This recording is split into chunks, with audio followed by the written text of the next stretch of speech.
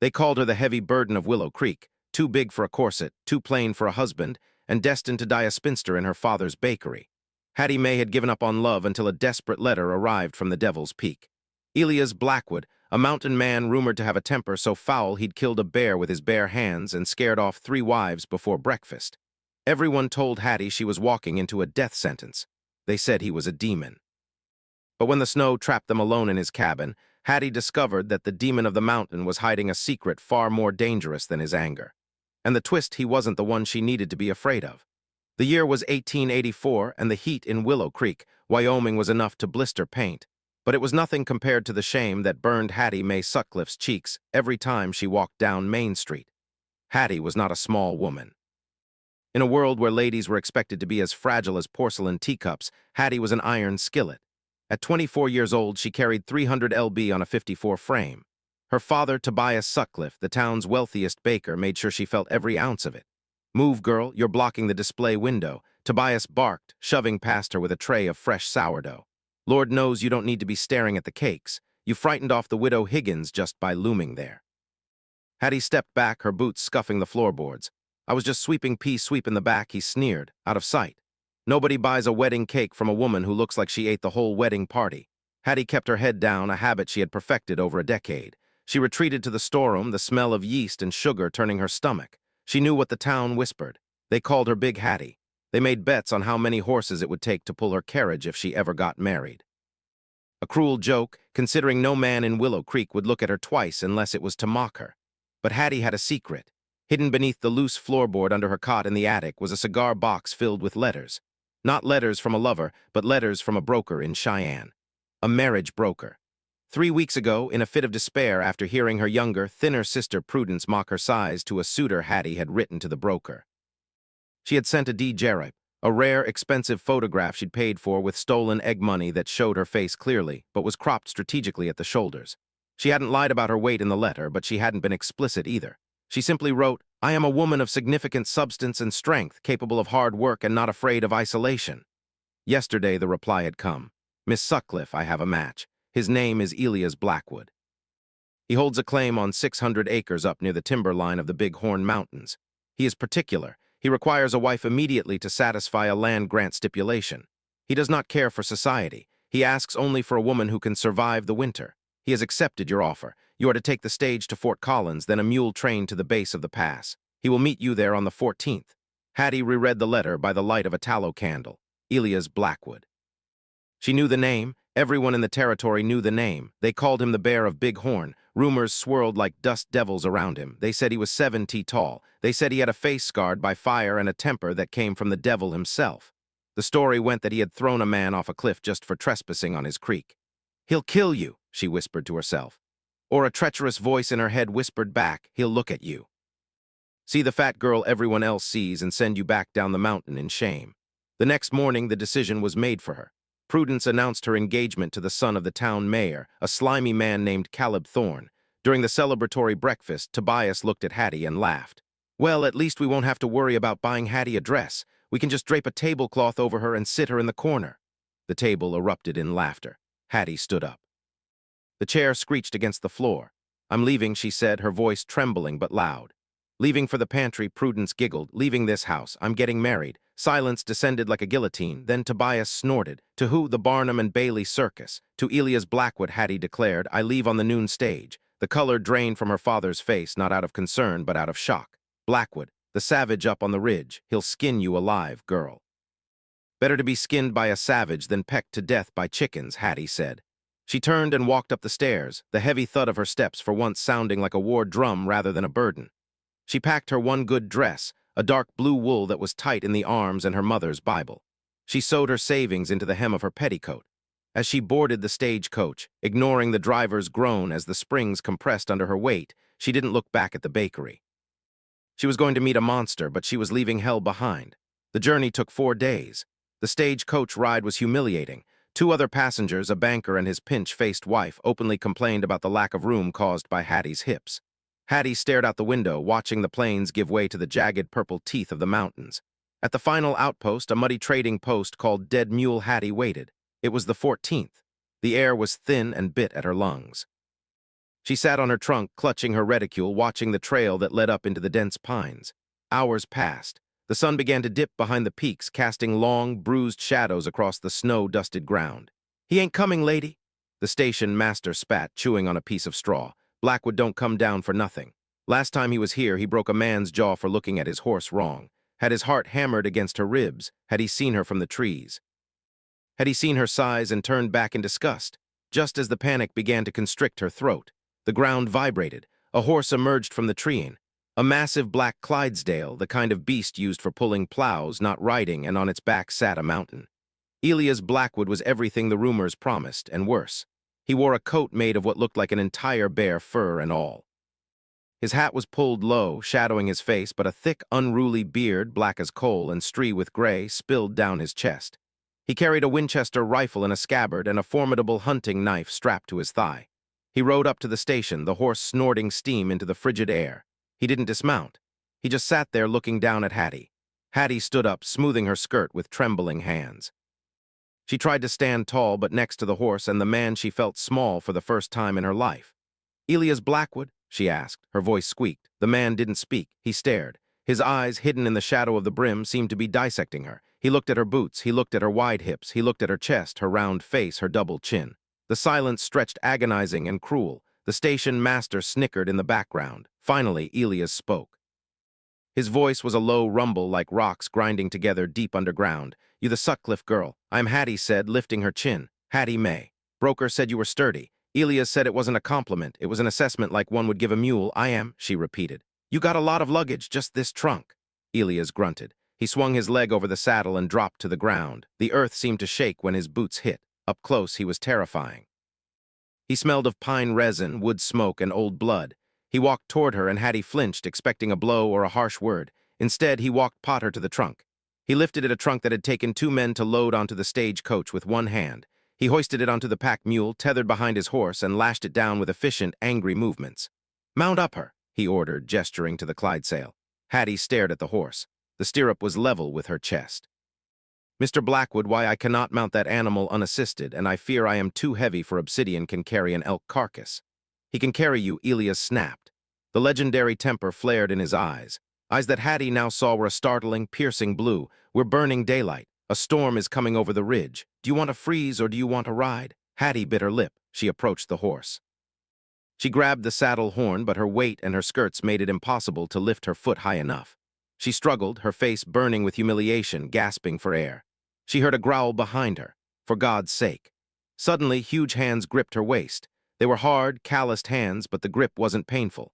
With a grunt of exertion, Elias hoisted her into the air as if she were a sack of flour and deposited her into the saddle. For a second, her body pressed against his chest, hard muscle beneath the fur coat. She felt heat radiating off him. Then he pulled away as if he'd been burned. He didn't mount behind her. He grabbed the reins of the Clydesdale. "I'll walk. Steep trail ahead. Horse needs to balance. You'll walk," Hattie stammered. "It was a 5-mile ascent straight up. I said I'd walk." He barked, turning his back to her. "Don't talk. Sound carries. Causes avalanches." It was a lie. Hattie knew it was a lie, but he started marching, pulling the horse and her 300 lb up the mountain without slowing down. As they climbed, the snow began to fall soft at first, then driving and hard. Hattie watched the broad back of the man trudging ahead of her. He was angry. He was rude. He was exactly the brute everyone said he was, but he was walking through knee-deep snow so she could ride. They arrived at the cabin well after dark. It was a sturdy structure of logs and stone built into the side of a cliff face protected from the wind. Elias tied the horses and helped her down again that efficient, impersonal hoist and shoved her towards the door. Inside, the cabin was freezing. The fire was dead. "Stay there," he ordered. He went to the hearth and began striking flint. Hattie stood in the center of the room, shivering. "Mr. Blackwood, about the sleeping arrangements," the broker said. Elias spun around. The firelight finally catching his face fully.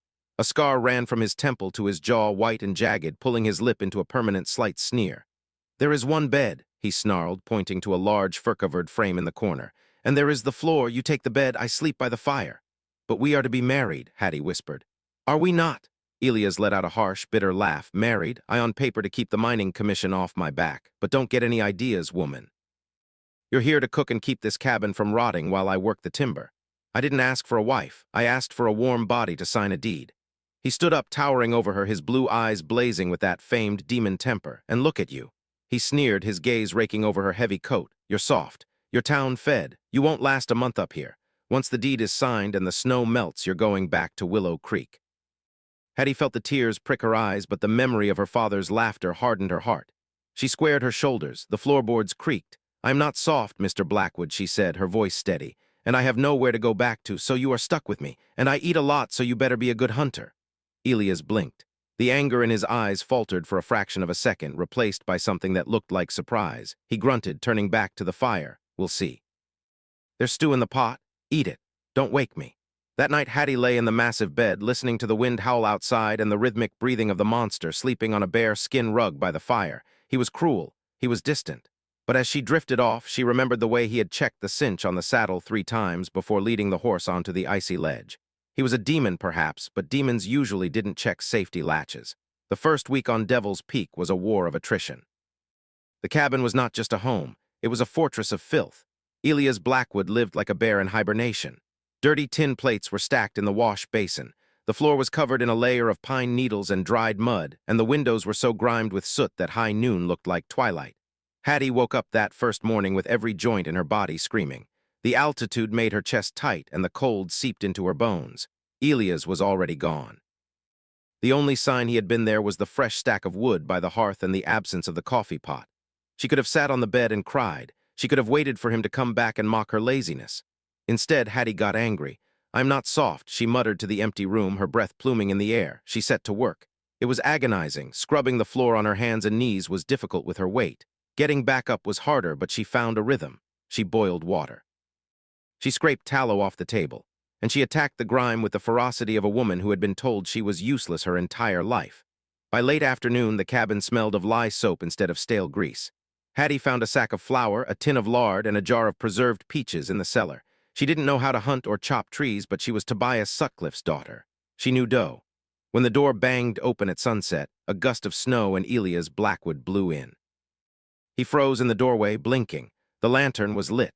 The table was scrubbed pale, and the smell hot flaky biscuits and bubbling peach cobbler hit him like a physical blow. He dropped a brace of rabbits on the floor, his blue eyes narrowing suspiciously. "What did you do?" "I cleaned," Hattie said, wiping her floury hands on her apron. She stood behind the table, using it as a barricade. "And I cooked, unless you prefer eating jerky that tastes like boodle." Elias stomped his boots, snow flying. He looked at the biscuits. He looked at her. For a moment, Hattie thought he was going to yell at her for wasting supplies. "I didn't ask for a maid," he grumbled, hanging his coat on the peg. "I asked for a signature on a deed." "The deed is signed," Hattie retorted, her heart pounding. "But I have to live here too, Mr. Blackwood, and I refuse to live in a pigsty." Elias walked to the table. He was filthy, smelling of sweat and pine pitch. He reached out a massive, scarred hand and took a biscuit. He didn't sit. He popped the whole thing into his mouth. Hattie watched him. She saw his jaw work. She saw his eyes widen slightly. He swallowed, then immediately reached for another and another. He ate 4 biscuits in rapid succession without looking at her. "Sit," Hattie commanded, surprising herself. "I'll dish up the stew." To her shock, the demon of the mountain pulled out a chair and sat. He ate like a starving man, scraping the plate clean. When he finished the cobbler, he leaned back the wood of the chair, groaning under his massive frame. "It's edible," he muttered, wiping his beard. "It's delicious, and you know it," Hattie said, taking his plate. Elias watched her move. He watched the way her heavy arms worked the pump at the sink. He didn't offer a compliment, but later that evening, while he was whittling a piece of cedar by the fire, he spoke without looking up. "Don't scrub the floor on your knees again." Hattie paused in her mending. "It's the only way to get the dirt out." I said, "Don't do it." He stood up, tossing the wood into the fire. "I'll cut the handle off a broom, make a mop. Your knees will give out. We don't have a doctor up here." It wasn't kindness, Hattie told herself. It was practicality. He didn't want a crippled wife he had to nurse. But the next morning, when she woke up, there was a crude but sturdy mop leaning against the wall, fashioned from a branch of hickory and old rags. And on the table next to the cold coffee pot was a small, erratic pile of winter berries, rare and hard to find in the snow. He hadn't said a word, but he had brought her breakfast. The truce, however, was fragile. 2 days later, a rider approached the cabin. Hattie was outside hanging laundry on a line Elias had strung up for her. The rider was a slick L-looking man in a pinstripe suit that looked ridiculous against the backdrop of the savage wilderness. "Mrs. Blackwood, I presume," the man sneered. He didn't tip his hat. "I'm Silas Vane, representing the Rocky Mountain Mining Consortium." Hattie clutched a wet shirt to her chest. "Mr. Blackwood isn't here. I know, that's why I'm here." Vane looked her up and down, his lip curling in a familiar way, the way men in town used to look at her.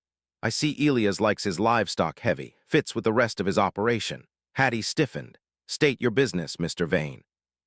Tell your husband that the deadline is approaching. Even with a wife, he needs to show significant improvement to the land to keep the claim. A few logs and a fat wife won't convince the judge in Cheyenne. Tell him to sell to me. I'll give him fair price. And you, Vane laughed. I'll give you a ticket to a fat camp in the east. Get off this land, a voice roared. Hattie spun around. Elias had emerged from the tree-in. Clear's throat. He wasn't carrying his rifle.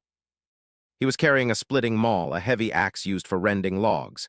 His face was a mask of pure, unadulterated fury.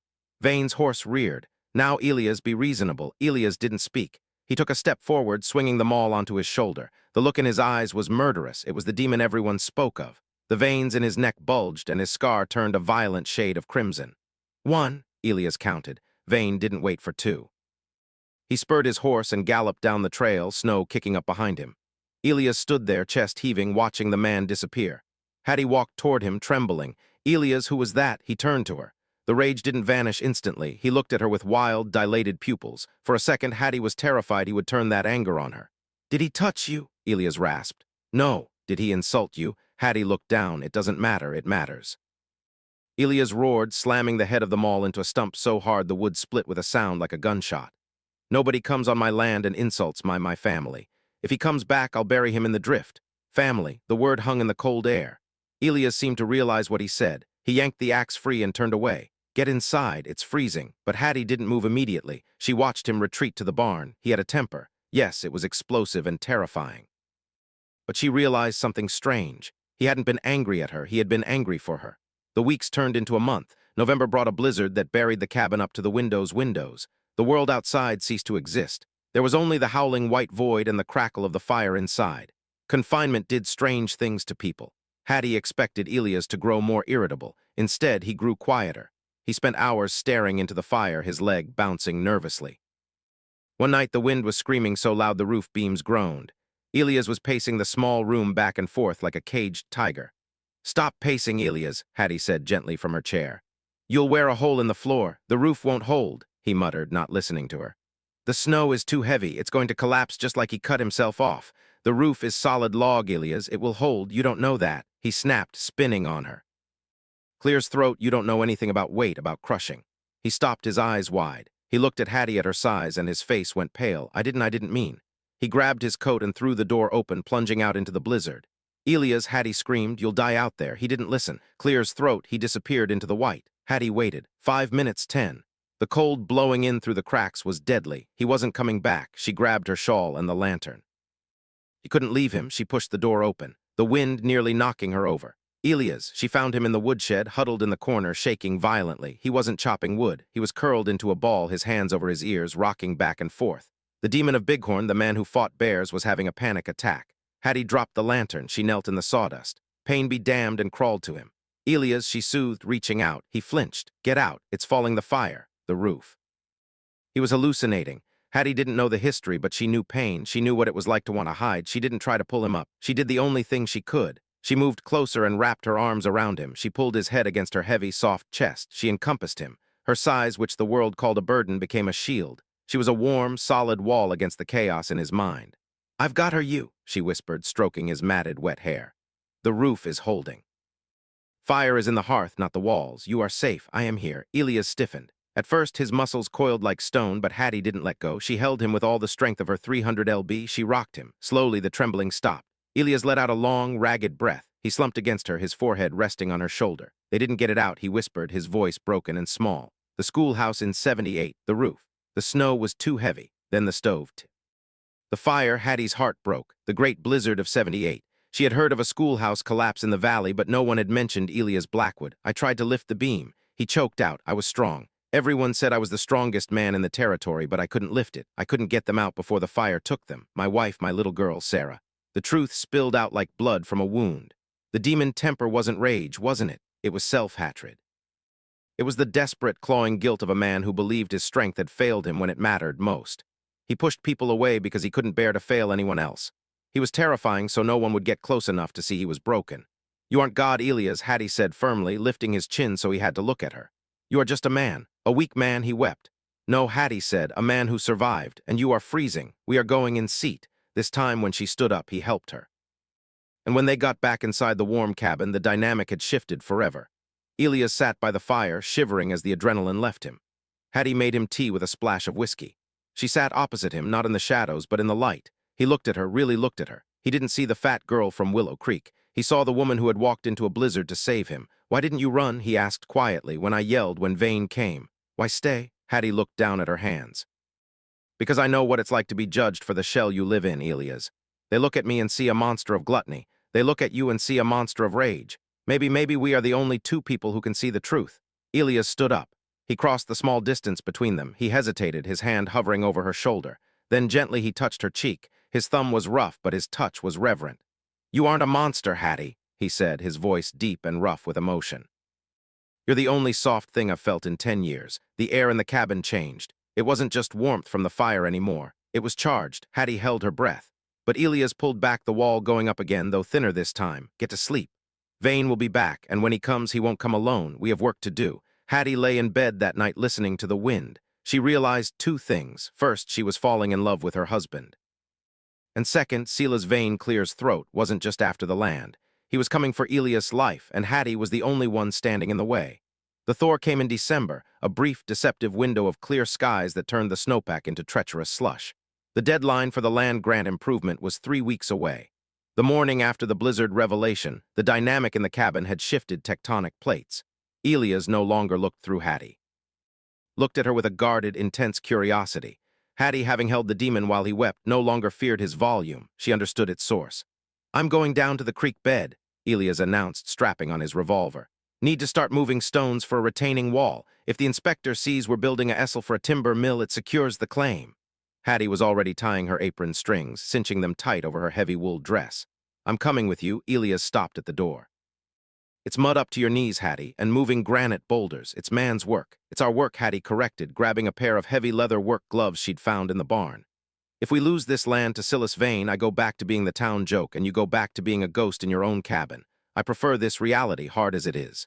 Besides, she added, meeting his gaze squarely, "Physics doesn't care if you're a man or a woman. It cares about weight and leverage, and I have plenty of weight." Elias stared at her for a long beat. A corner of his mouth twitched almost a smile. "Don't fall in the creek. I'm not fishing you out." The work was grueling, beyond anything Hattie had ever experienced. The air was thin and cold, burning her lungs. The mud sucked at her heavy boots, making every step a battle. Elias worked like a machine possessed. He didn't just lift rocks, he attacked them, channeling years of rage and guilt into brute force. He rolled boulders the size of whiskey barrels, his muscles straining under his bearhide coat. Hattie couldn't lift what he lifted. At first, she felt useless watching him sweat in the freezing air, but then they reached a granite slab lodged deep in the creek bank that even Elias couldn't budge. He strained against it, roaring with effort, his boots slipping in the mud. "Move," Hattie said, grabbing a 6FT iron crowbar from the tools. "Hattie, you can't." "I said move, Elias." He stepped back, breathing hard. Hattie jammed the crowbar under the lip of the slab. She didn't try to lift with her arms. Instead, she leaned her entire 300 lb onto the end of the bar. She threw her weight into it, grunting with the effort. Slowly, agonizingly, the earth groaned. The suction broke with a wet sucking sound. The massive slab shifted, rolling out of its bed and tumbling into the position Elias needed. Hattie leaned against the bank, gasping for air, sweat stinging her eyes. Elias stared at the moved rock, then at her. There was no mockery in his eyes. There was respect, pure, unadulterated respect. "Physics," he grunted, nodding slowly. They worked in tandem for a week. They spoke little, but they developed a rhythm. He directed the flow. She provided the unstoppable force. They came back to the cabin at night, too exhausted to do anything but eat stew and collapse into sleep. Hattie in the bed, Elias on his rug, but the distance between them felt smaller, but Vane hadn't forgotten them. On the 8th day of construction, they went further upstream to source timber for the Essel Gate. Elias, walking ahead, suddenly stopped, throwing his arm out to halt Hattie. "Stay back," he commanded, his voice low and dangerous. Hattie peered around him. Lying across their water source wasn't a fallen log. It was a dead calf. Its throat had been cut cleanly. Pinned to its hide with a hunting knife was a neatly typed note. Elias ripped the note free. Patty saw his hands tremble, not with fear this time, but with the old familiar rage. "What does it say?" she asked, dread pooling in her stomach. Elias crumpled the paper in his fist. "It says the mountain takes the weak. Sell before the snow flies again. It's vain." Hattie looked at the innocent dead animal, then at her husband. The demon was surfacing. His eyes were sought scanning the treant. "He was here," Elias hissed. "On our land while we slept. He wants you to react, Elias, Hattie said, grabbing his arm. His forearm was rock-hard muscle. He wants the demon to ride down to town and shoot up his office so he can have the marshal hang you. That's how he wins. Elias looked down at her hand on his arm. He seemed to struggle to recognize her through the red haze of his anger. We don't fight him with bullets, Hattie said firmly, squeezing his arm. We fight him by finishing the wall. We fight him by surviving. We show the inspector that this is our home. Elias took a shuddering breath. The tension didn't leave him, but the murderous impulse receded. He'll kill us if we stay, Hattie. You should go down the mountain. I told you the first day, Hattie said, releasing him and walking toward the dead calf to help him move it. I have nowhere else to go. We finished the wall. 2 days before Christmas, the weather turned hard again. The sky became a bruised lead and gray, promising heavy snow. The retaining wall was finished, a testament to their combined will, but the victory was hollow without the paperwork. I have to go to the outpost at Dead Mule, Elias said at breakfast. He was cleaning his Winchester rifle with meticulous, obsessive care. The inspector is due there tomorrow on the last stage before the pass closes. If I don't register the improvements in person, Vane could bribe him to say he never saw them. Hattie felt a chill that had nothing to do with the drafty cabin. You can't make it back in 1 day before the snow hits. I'll have to stay overnight at the outpost, Elias said. He didn't look at her. You'll be alone up here for 24 hours. The silence stretched to. They both knew what that meant. Vane was watching. Elias stood up and walked to the heavy oak chest at the foot of the bed. He pulled out something wrapped in oilcloth. He unwrapped it to reveal a massive dragoon pistol, a horse soldier's weapon, heavy and lethal. He walked over and placed it on the table in front of her. It kicks like a mule. Hold it with both hands. Don't aim. Just point it at the middle of whatever comes through that door and pull the trigger. Hattie stared at the cold metal. You think he'll come? I think he's desperate, Elias said. He put on his bear-hide coat. He paused at the door, looking back at her. He looked like he wanted to say something real. Something about the way she filled the silence in the cabin or how he slept better listening to her breathe. Instead, he said, bar the door as soon as I'm gone. Don't open it for anyone but me. I'll be back before the worst of the snow. He was gone. The silence he left behind was heavier than before. It wasn't peaceful. It was expectant. Hattie spent the day in a state of high anxiety. Every snap of a twig outside sounded like a footstep. She kept the dragoon pistol tucked into her apron waistband. Its weight was comforting and terrifying. Sunset brought the wind. Darkness fell like a heavy curtain. Hattie lit both lanterns, making the cabin bright, a beacon in the blackness. She barred the door with the heavy timber beam Elias had installed. She sat in the rocking chair facing the door, the pistol in her lap. She waited. It began at midnight. It wasn't a knock. It was the sound of something heavy hitting the porch, then the smell. Coal oil. Hattie stood up, her heart hammering against her ribs. Who's there? Just the eviction notice. Mrs. Blackwood. Silas Vane's smooth, hateful voice came through the thick wood. Elias is here. Hattie lied, her voice trembling. He has a rifle aimed at the door. Vane laughed. My scout watched your husband ride out this morning on that monster horse of his. You're all alone, Fatty, and we're just going to warm things up a bit. He wasn't alone. Come on out, Hattie May. Another voice called, a familiar voice. A voice from Willow Creek. Hattie froze. Caleb Thorne, the very same. Prudence's fiancé sneered from outside. Your P says hello. Vane here paid a handsome price for someone who knew the lay of the land up here. Told him you were probably eating the wallpaper by now. The betrayal hit her harder than the cold. Her own town, her own family's connections had led the wolves to her door. They hadn't just cast her out. They wanted her erased. Why are you doing this? She cried out. Business is business, Hattie. Vane said. Burn the woodshed first, boys. Let her see what winter is really like. Hattie heard footsteps running around the side of the cabin. A moment later, an orange glow flickered against the frosted window pane. They were burning the winter fuel. Without wood, she would freeze in 2 days.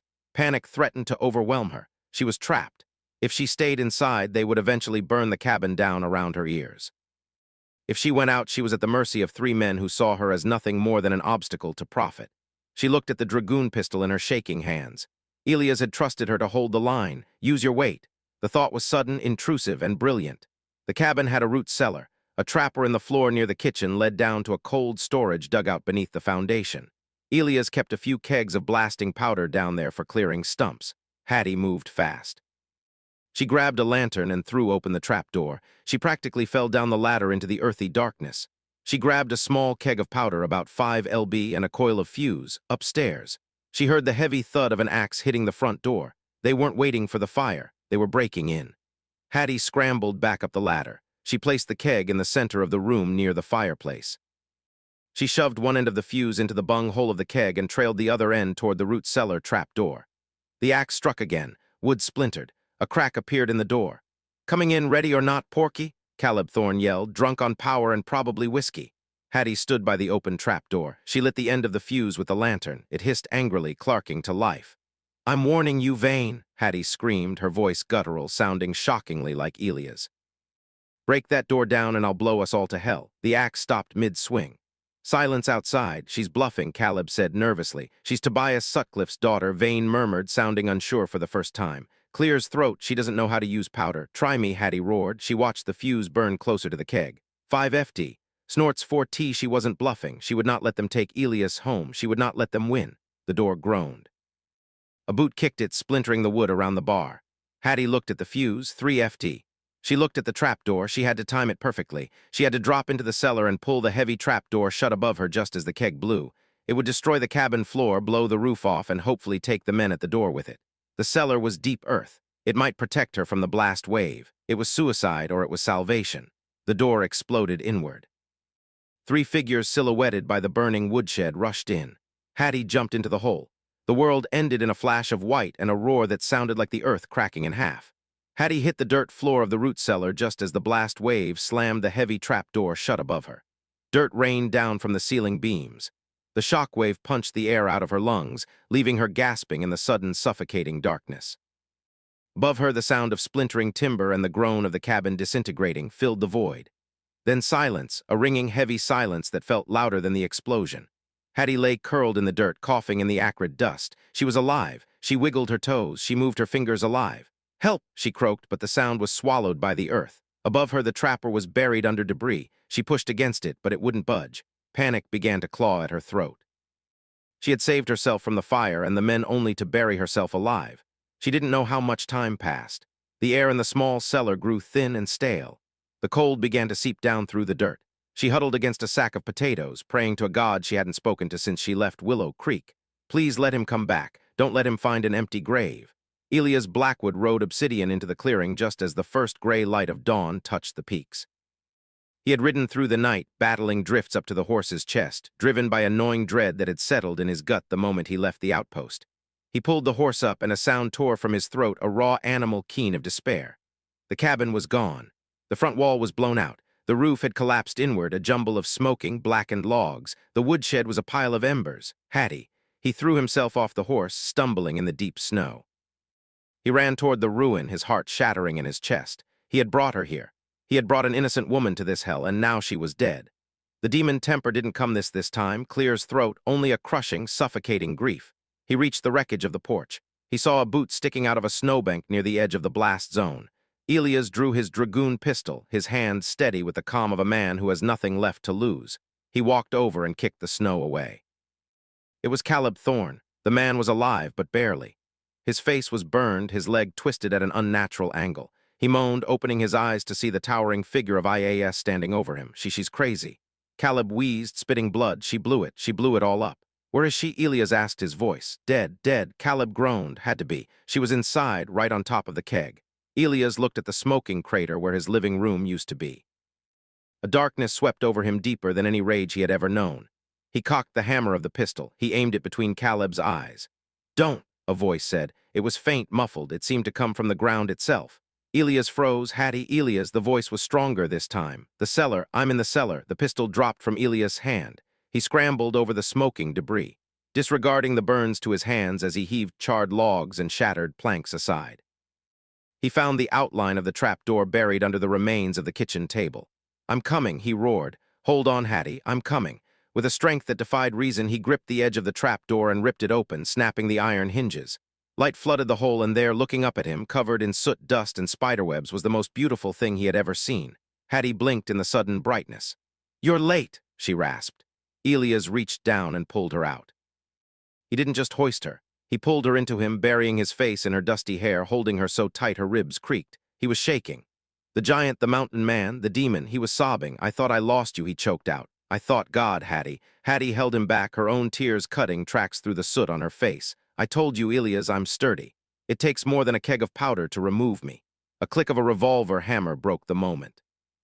Silas Vane had pulled himself from the wreckage on the other side of the cabin. He was battered, his fine suit in tatters, blood running down his forehead, but he held a Derringer pistol leveled at them. Touching reunion, Vane spat, swaying unsteadily. But the deadline is today. Blackwood and dead men don't sign deeds. Elias turned. He gently set Hattie behind him. The change in him was instantaneous. The grief evaporated, replaced by a cold, predatory focus. He didn't reach for his gun. He started walking toward Vane. "Stay back," Vane shouted, his hand shaking. "I'll shoot her, I swear it." "You won't shoot anyone," Elias said, his voice dropping an octave. "Because you're trembling, Silas, you're cold, you're hurt, and you're looking at a man who just got his life back." Vane fired. The bullet went wide, kicking up snow. Elias didn't flinch. He closed the distance in 3 long strides. He knocked the gun for Vane's hand with a backhanded slap that sounded like a whip crack. Then he grabbed Vane by the lapels of his ruined coat and lifted him off the ground. Elias walked him backward until Vane was pinned against the only standing part of the chimney. Elias raised a fist like a sledgehammer. He was going to kill him. Hattie could see it. The rage was there, demanding blood for the threat to his family. "Elias!" Hattie yelled. Elias paused, his fist trembling in the air. "Look at me," Hattie commanded. She stepped over the rubble, limping slightly. She walked up to him and placed her hand on his heaving chest right over his heart. "He isn't worth it. You aren't a killer, Elias. You aren't the demon they say you are. Don't let him make you one." Elias looked at Vane's terrified face, then down at Hattie's hand. He took a deep breath. The tension left his shoulders. He dropped Vane into the snow. "Get out," Elias growled. "Take Thor and get off my mountain. If I ever see your shadow on my land again, I clear's throat won't need a gun. I'll let the wolves have you." Vane scrambled backward, dragging the moaning Caleb Thorn with him toward the horses that had scattered into the trees. They didn't look back. 3 months later, the spring of 1885 was the most beautiful Willow Creek had ever seen. Wild flowers carpeted the valley, and the air was sweet with pine. Up on Devil's Peak, the sound of hammers rang out. A new cabin was rising. It was bigger than the last one, with large windows to let in the light and a reinforced roof designed by an engineer from Cheyenne. Clear's throat, the inspector had come and gone, impressed not by the Essel which had survived the blast, but by the sheer determination of the couple holding the claim. The deed was signed. The land was theirs. Hattie sat on the new porch, a blanket over her legs, watching Elias hoist a beam into place. He was shirtless, sweating in the sun, looking every bit the mountain man. But when he saw her watching, he stopped. He climbed down the ladder and walked over to her. He knelt beside her chair. He placed a large, calloused hand on her stomach, which was just beginning to show the swell of new life. "Is he kicking?" Elias asked softly. Hattie corrected, smiling. "She is sleeping like her father should be." Elias chuckled, a sound that came easily to him now. "I have to finish the roof, Hattie. I promised you a roof that would never fall." "You promised me a home, Elias," she said, leaning forward to kiss his forehead right over the faded scar. "And you gave me that the day you let me eat your biscuits." The town of Willow Creek still gossiped. They still told stories about the demon of Bighorn, but the stories had changed. They whispered now that the demon had been tamed by a woman who walked into a fire and came out with his heart in her hands. They said she was big. They said she was heavy. And Elias Blackwood, the man who loved her, would tell anyone who asked, She is. She is the anchor that keeps me from drifting away. She is the weight of my world, and I wouldn't trade an ounce of her for all the gold in the Rockies." And that is the incredible story of Hattie and Elias. From a marriage of convenience to a battle for survival, they proved that true strength isn't about muscles or anger. It's about standing your ground when the whole world wants to knock you down.